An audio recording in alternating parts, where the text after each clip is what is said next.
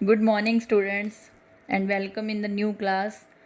मेरे पास +1 की घर पे बिजनेस स्टडी की बुक हिंदी मीडियम अवेलेबल है। अगर आपके पास इंग्लिश मीडियम है तो मुझे आप मैसेज ज़रूर कर देना कि कितने स्टूडेंट्स के पास इंग्लिश मीडियम है, मैं उसी के अकॉर्डिंग करवा दूँगी आपको। तो फर्स्ट डे मैं आज आपको हिंदी मीडियम में से ही करवा रही हूँ, फर्स्ट चैप्टर जिसका नाम है बिज़नेस। बिज़नेस की इंट्रोडक्शन से पहले सबसे पहले आपको पता होना चाहिए कि ह्यूमन एक्टिविटीज़ होती हैं। ह्यूमन एक्टिविटीज़ दो तरह की होती हैं, एक इकोनॉमिक एक्टिविटीज़, एक non economic activities. Economic activity का मतलब होता है जो भी हम काम करते हैं पैसा कमाने के लिए।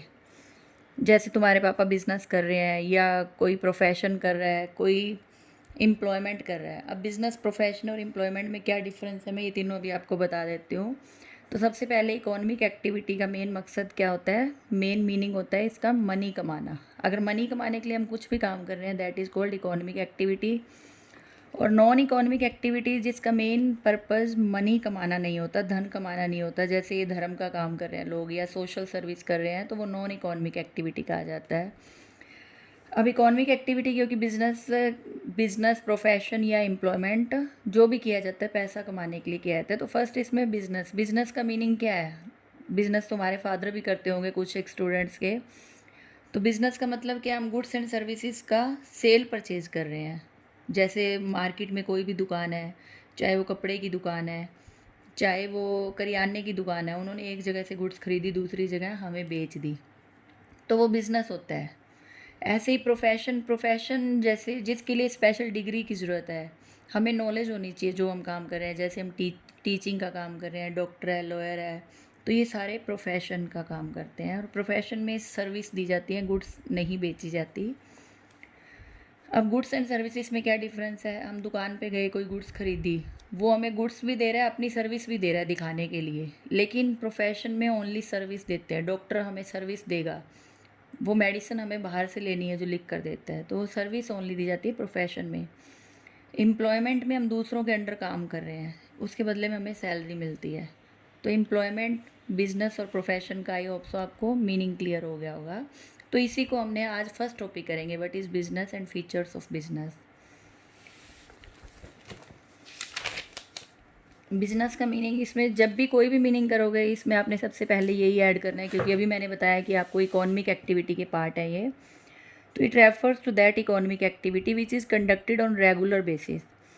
अब इसका मीनिंग क्या है, वो आर्थिक क्रिया मतलब जो धन कमाने के लिए की जाती है और जो रेगुलर बेस पे की जाती है। तुम मान लो कोई चीज़ बेच रहे हो कभी साल में एक बार, तो वो बिजनेस नहीं है। मान लो तुम अब जैसे नई क्लास में हो गए, पुरानी गुड्स किसी को सेल कर दी, तो वो बिजनेस नहीं है। रेगुलर बेसिस पे काम होगा तभी वो बिजनेस कहा जाएगा, और प्रॉफिट अर्न करने के लिए किया जाएगा, वो चाहे प्रोडक्शन के थ्रू हो चाहे गुड्स एंड सर्विसेज की सेल के थ्रू। प्रोडक्शन का मतलब होता है जैसे हम फैक्ट्री में माल बनाते हैं, वो प्रोडक्शन हो रहा है, बेच तो वो भी माल ही रहे हैं।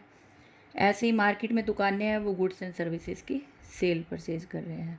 तो बिजनेस का मीनिंग क्लियर हो गया होगा आपको। अब इसके मीनिंग में से ही हमने फीचर्स बनानी है। फर्स्ट फीचर क्या है, इकोनॉमिक एक्टिविटी। इकोनॉमिक एक्टिविटी मतलब जो भी गुड्स एंड सर्विसेज का आदान प्रदान किया जाता है। आदान प्रदान का मतलब है कि हम दुकान पे गए, हमने गुड्स खरीदी, गुड्स के बदले में पैसे दिए, तो वो एक्सचेंज किया, हमने गुड्स ली, मनी दी, उसको कहा जाता है आदान प्रदान या एक्सचेंज करना। तो इकोनॉमिक एक्टिविटी मतलब जिसमें गुड्स एंड सर्विसेज का को एक्सचेंज किया जाता है मनी कमाने के लिए। सेकंड, इसके मीनिंग में से ही आपने सारी फीचर्स बनानी है। Exchange of goods and services, वही हम एक्सचेंज कर रहे हैं, जैसे मैंने भी आपको पहले ही बता दिया कि हमने गुड्स खरीदी, उसके बदले मनी दी, एक्सचेंज कर रहे हैं। लेकिन एक्सचेंज करने के लिए वही मार्केट में दुकान होनी चाहिए, दुकान पे हमने ख़रीदना चाहिए। अगर घर में ही किसी से कोई सामान एक्सचेंज कर रहे हैं तो वो बिज़नेस नहीं है। नेक्स्ट, रेगुलर बेसिस पे होना चाहिए। जो भी काम हम रेगुलर करते हैं, कंटिन्यू करते हैं, बार बार करते हैं, वही बिज़नेस होता है। अगर आपने मान लो अपना पुरानी स्कूटी या बाइक बेच दी, साल में, 2 साल में, 5 साल में एक बार बेची, तो वो बिज़नेस नहीं है। लेकिन किसी का काम ही यही है रेगुलर बेचना खरीदना व्हीकल्स का, तो वो बिज़नेस है। बिज़नेस कोई भी किया जाता है प्रॉफिट मोटिव के लिए किया जाता है। लेकिन ये नहीं है कि अगर हम बिज़नेस कर रहे हैं हमें उसमें लॉस हो गया तो वो बिज़नेस नहीं है। लॉस होने पर भी बिज़नेस कहा जाएगा, लेकिन हमारा मेन मोटिव क्या होता है बिज़नेस में, प्रॉफिट अर्न करना।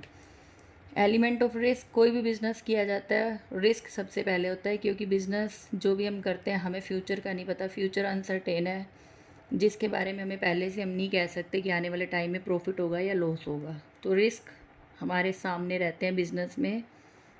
अगर हम छोटी सी भी भूल कर देते हैं, कोई समस्या का समाधान नहीं हो पाता हमारा, तो बिजनेस ख़त्म भी हो सकता है।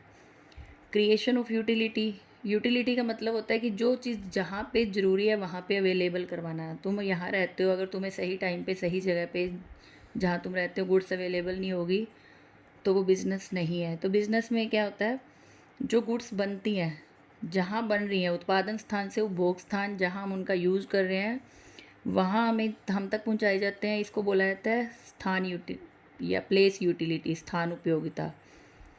अगर उनके वो साइज़ में चेंज करके देते हैं, रूप में चेंज करते हैं, तो रूप उपयोगिता। वेयर हाउस, इसमें माल जमा किया जाता है, मतलब अभी वेयर हाउस में गुड्स बन गई, वेयर हाउस में बन के आ गई, हमारे पास अभी 1 महीना रुक के आ रही हैं, तो उसको बोलते हैं टाइम यूटिलिटी।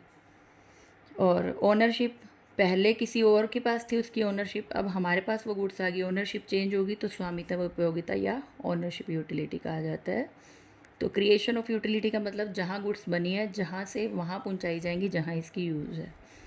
कंज्यूमर सेटिस्फेक्शन, कोई भी बिजनेस है सिर्फ प्रॉफिट कमाने के लिए ही नहीं होता, उसमें कंज्यूमर सेटिस्फेक्शन सबसे ज़्यादा ज़रूरी है। अगर कंज्यूमर सेटिस्फाइड होगा तभी हमारा प्रॉफिट ज़्यादा से ज़्यादा मिलेगा। अगर कंज्यूमर ही सेटिस्फाइड नहीं है, कंज्यूमर मतलब गुड्स खरीदने वाला, हम लोग हैं, हम गुड्स खरीदते हैं, हम कंज्यूमर हैं। तो अगर कंज्यूमर सेटिस्फाइड होगा तभी हम प्रॉफिट अर्न कर सकते हैं और बिज़नेस तरक्की कर सकता है, ग्रो कर सकता है। तो इसके लिए हमें क्या करना चाहिए कि जो गुड्स कंज्यूमर को चाहिए उसकी टेस्ट के अकॉर्डिंग, उसकी पसंद के अकॉर्डिंग हमें गुड्स बनाने चाहिए। तो ये आपका एक टॉपिक है बिज़नेस का मीनिंग और इसके फीचर्स। आज आपने इतना ही लर्न करना है। Thank you.